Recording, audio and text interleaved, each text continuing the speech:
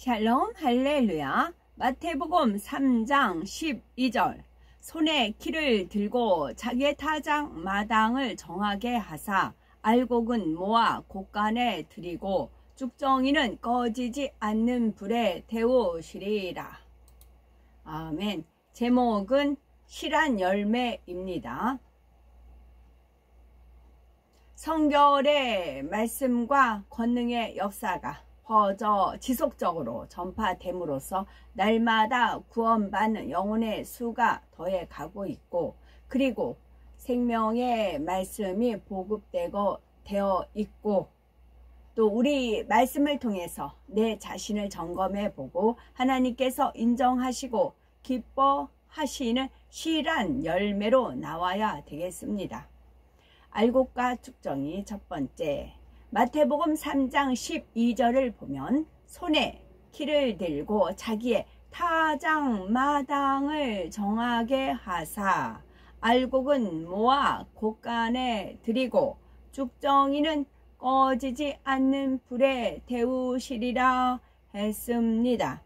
이는 인생들에게 행하시는 하나님의 심판을 추수 때 농부들의 행함에 비유하신 말씀이지요.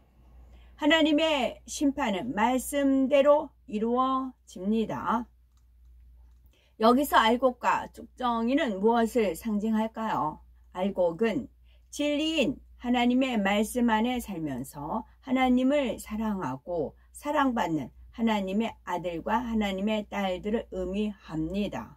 또한 이뤘던 하나님의 형상을 되찾아 주님의 마음을 닮은 빛의 자녀들을 말하지요. 반면에 쭉정이는 하나님의 말씀 안에 살지 않고 진리에 위배되는 악을 쫓는 사람들, 예수 그리스도를 구세주로 영접하지 않고 하나님의 말씀을 믿지 않는 사람들입니다.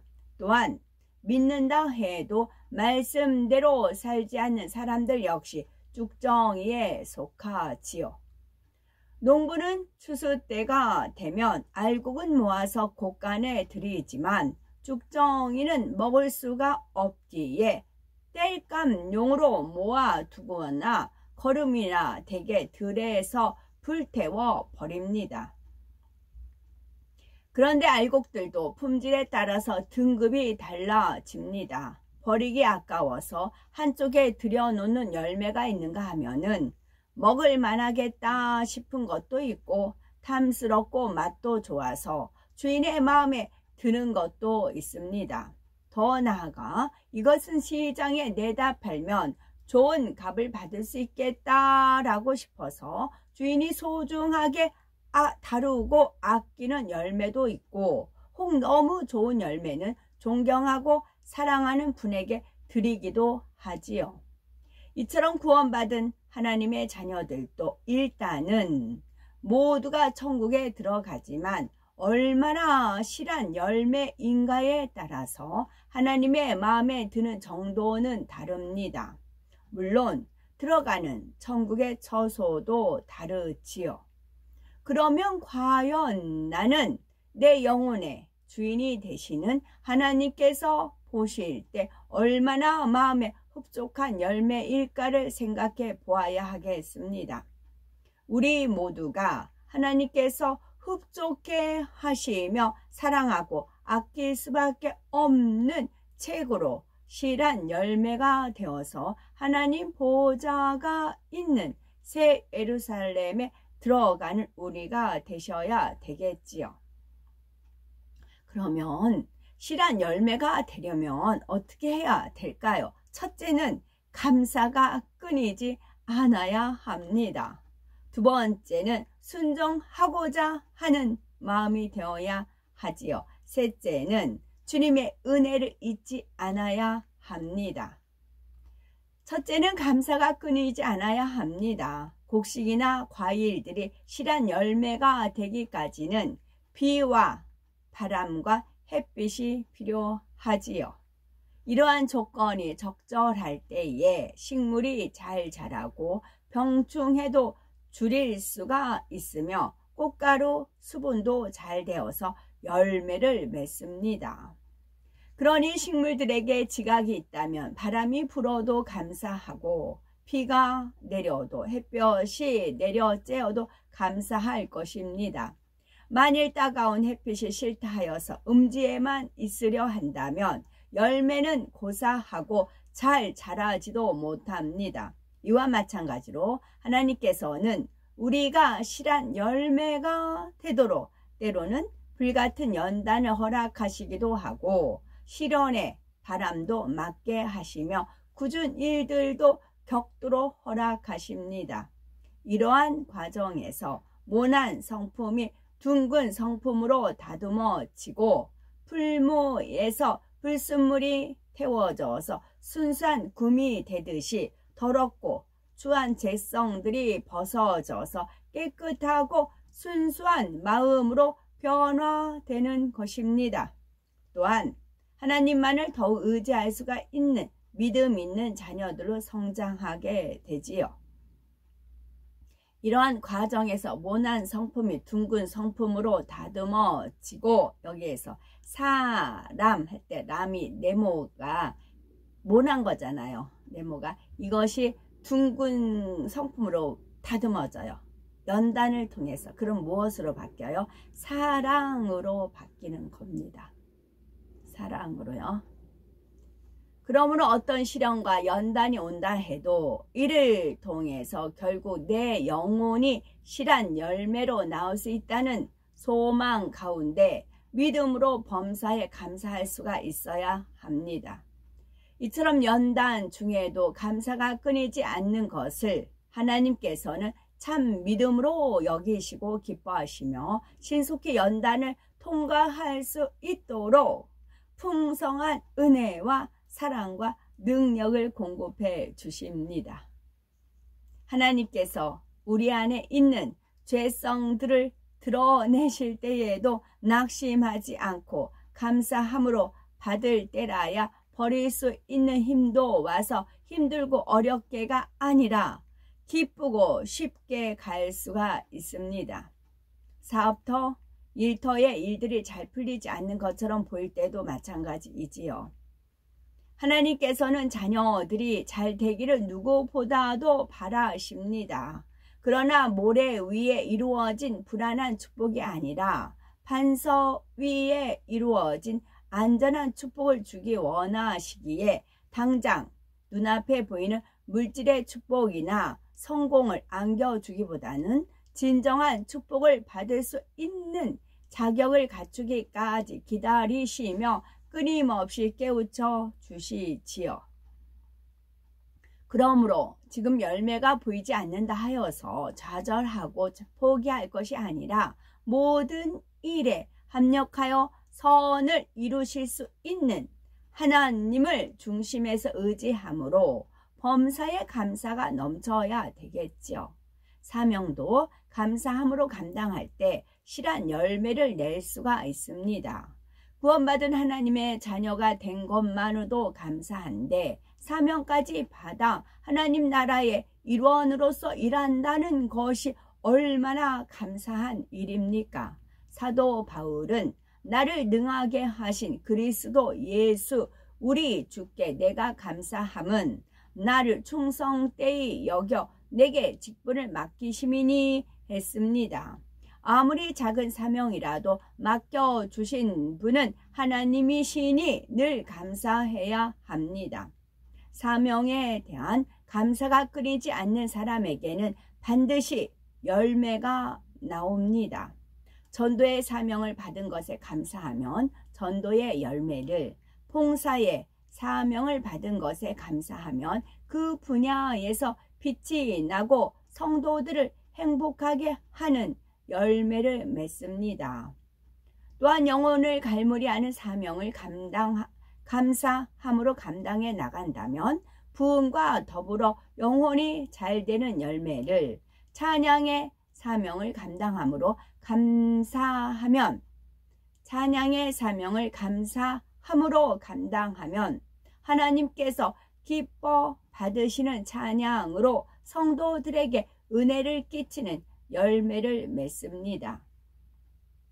반대로 사명에 대한 감사가 끊어지고 억지로 형식적으로만 사명을 감당하거나 의무감에서 힘들게 감당한다면 그에게서는 좋은 열매가 나오기 어렵지요.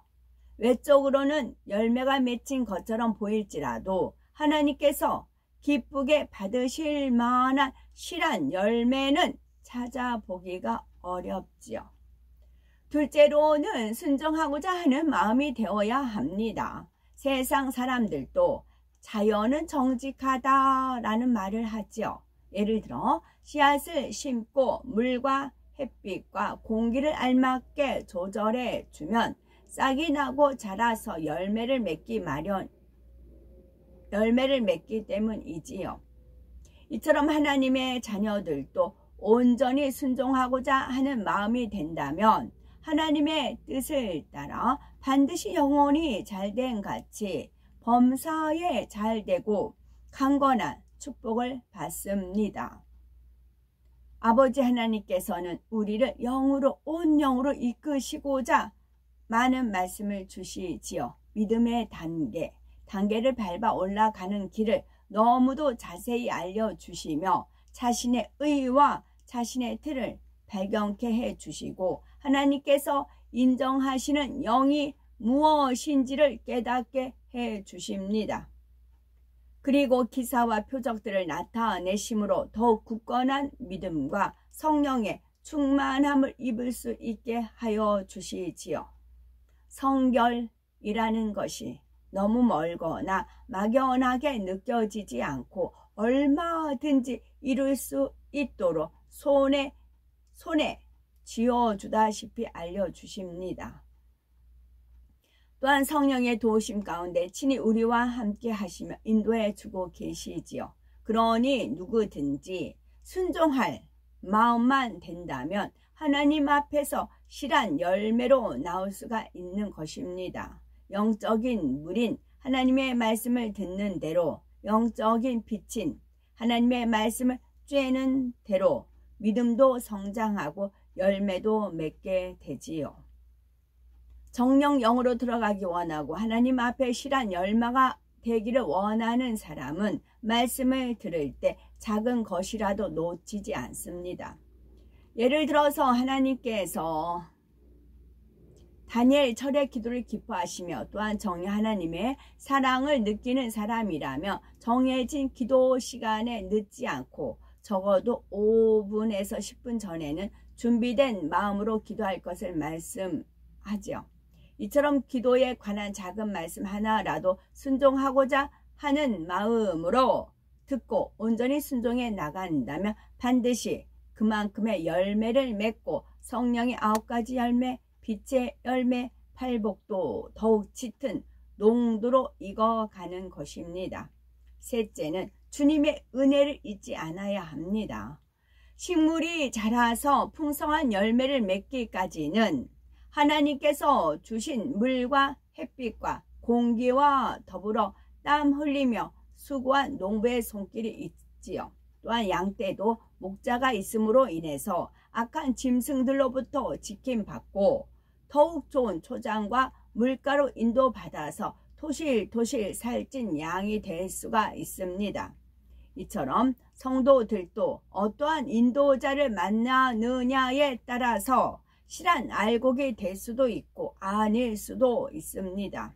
요한복음 10장에 나오는 선한 목자, 곧 양떼를 사랑하고 인도하고 생명 다해서 지켜주는 목자를 만난다면 그 자체만으로도 큰 축복임을 알고 항상 그 은혜에 감사해야 하지요. 내가 좋은 목자를 만나 영이 무엇인지 알고 영으로 들어갈 수가 있으며 스스로 받을 수 없는 축복도 받게 되었다라는 사실을 항상 마음에 기억하고 감사해야 되는 것입니다. 이와 달리 주님의 은혜를 잊어버리고 마치 자신이 하나님 앞에 합당하고 잘해서 지킴받고 축복받는 것이라고 생각한다면 하나님께서 보실 때도 합당치 않지요. 히브리서 13장 17절에 너희를 인도하는 자들에게 순종하고 복종하라. 저희는 너희 영혼을 위하여 경성하기를 자기가 회개할 자인 것 같이 하느니라. 저희로 하여금 즐거움으로 이것을 하게 하고 근심으로 하게 말라. 그렇지 않으면 너희에게 유익이 없느니라 말씀하셨습니다. 이처럼 선한 목자는 양떼들이 영으로 들어오기를 영육 안에 풍성한 열매 맺기를 양떼들 자신보다 더 간절히 바랍니다. 그러므로 항상 우리 주님의 은혜를 잊지 않고 그 은혜 가운데 실한 열매를 맺는 우리가 되셔야 되겠고, 하나님께서는 실한 열매 곧 하나님의 마음을 닮은 성결한 영의 자녀를 얻으시고자 인간을 창조하셨고 오늘까지 경작해 오셨습니다. 그리고 경작이 끝나면 알곡은 거두어 천국에 들이시지만 쭉정이는 영원한 지옥불에 태우십니다. 그러므로 우리 하나님께서 기뻐하시고 인정하시는 실한 열매가 되어서 하나님께 마음껏 영광 돌리시는 우리가 되셔야 되겠습니다. 여담인데요. 어릴 적에 이제 친척집에 가면 그 아궁이에 커다란 가마솥이 있어서 아궁이에 불을 피우잖아요. 그러면 여러 가지 이렇게 있더라고요. 왕겨 넣을 때는 잘 안 타니까 이렇게 풍炉를 돌리기도 하고, 지푸라기를 태울 때는 다닥다닥 해가지고 지푸라기 하고, 그 다음에 저는 제가 이제 신기하니까 다 제가 한다고 하거든요. 뭐 풍炉도 돌리고 지푸라기도 막 이렇게 하고, 그 다음에 가장 신나는 것은 무엇을 태울 때였냐면 솔가지요. 이게 이제 외삼촌 쪽에서 막 나무를 엄청 해가지고 오세요. 그러면 이제 거기서 솔가지 갖다가 솔가지를 태워요. 그리고 소나무죠. 그러면 소나무는 화력도 세고 다다다닥 타는 그 소리도 좋고 냄새도 향긋하니 좋아요. 그래서 외삼촌께서 솔 많이 해가지고 오시면 그거를 소나무 그 마른 걸 갖다 넣으면 다다닥 타는 그 냄새, 그게 좋았거든요. 항상 좋았어요. 화력도 세지, 소리도 그냥 경쾌하지, 냄새도 향긋하지, 그게 참 좋았어요. 그랬더니 소나무, 거기가 그렇게 화력이 좋더라고요. 그것도 하나님 은혜였지요. 아멘.